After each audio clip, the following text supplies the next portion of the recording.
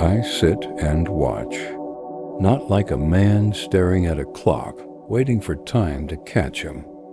No, I watch because I can't stop.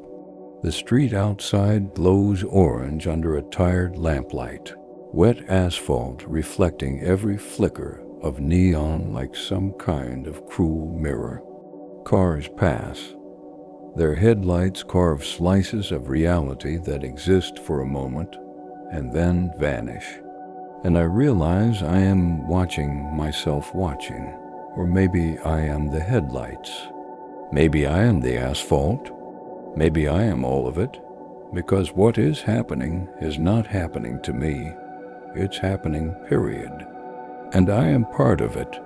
I learned this the hard way.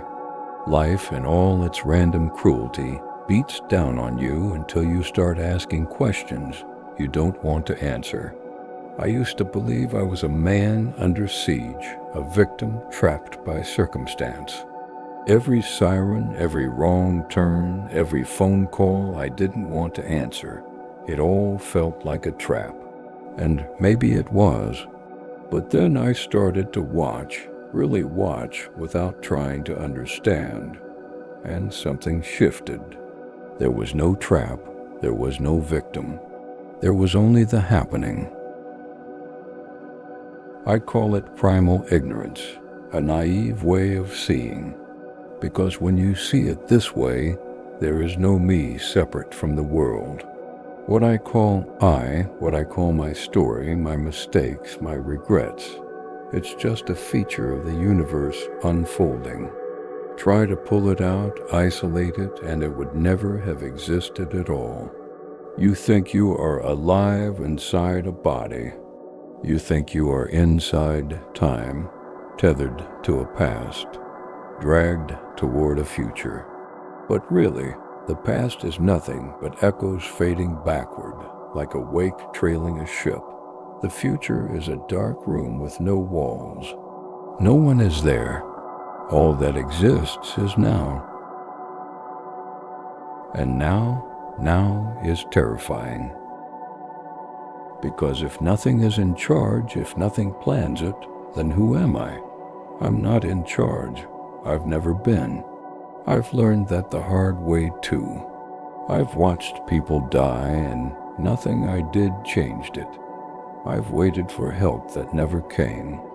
And in those moments, I thought the universe was cruel. I thought God was sleeping, but maybe it's not cruelty. Maybe it's flow.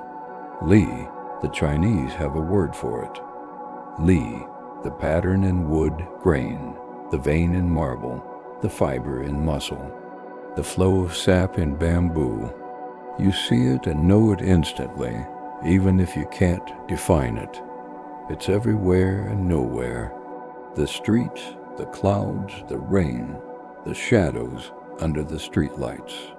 You can try to control it, but it bends around you. You can try to measure it, but it ignores your ruler. And I think about water. Water flows everywhere, left, right, around obstacles, nourishing everything without taking credit. It doesn't dominate. It doesn't judge. It just moves. And I see now that life is like that, always moving, always flowing. I've tried to fight it, tried to force things into boxes, into lines, into neat explanations, tried to pin down the why behind the pain, the sorrow, the endless nights, tried to convince myself that I could make sense of it, and I failed. Of course I did, because there is no plan, there is no puppet master, there is only flow.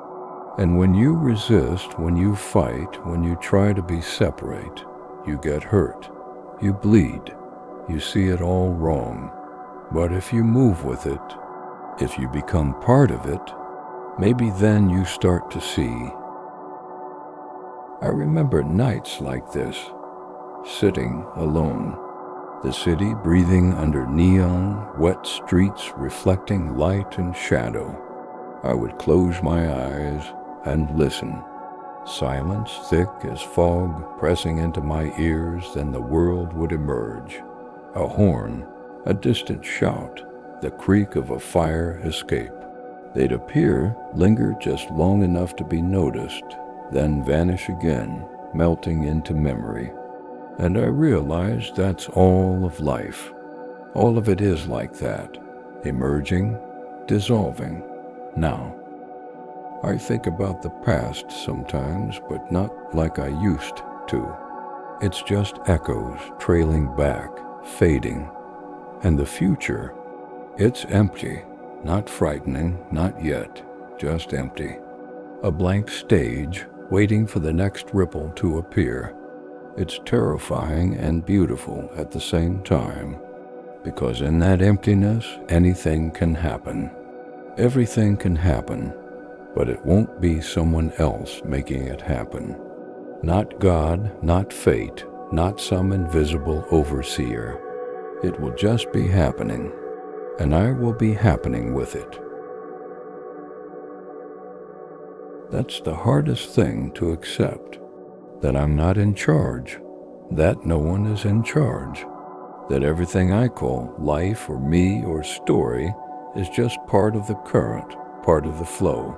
And yet, that's the freedom too, because if you're part of it, if you stop pretending there's a separation, then you can move with it. You can notice, you can breathe. You can act not as a commander of events, but as an observer who is also the act itself. I've tried to describe it before, to make sense of it in words, and the words always fail, because this is not a thing you define. This is the pattern in the wood, the way a city street curves under rain, the way shadows spill across wet asphalt like spilled ink. This is Lee, the universe flowing, always moving, always spontaneous. Not determined, not random, just now. And I'm here, I'm part of it. I am the asphalt, the rain, the siren. I am memory and sound and echo. I am alive only in the happening.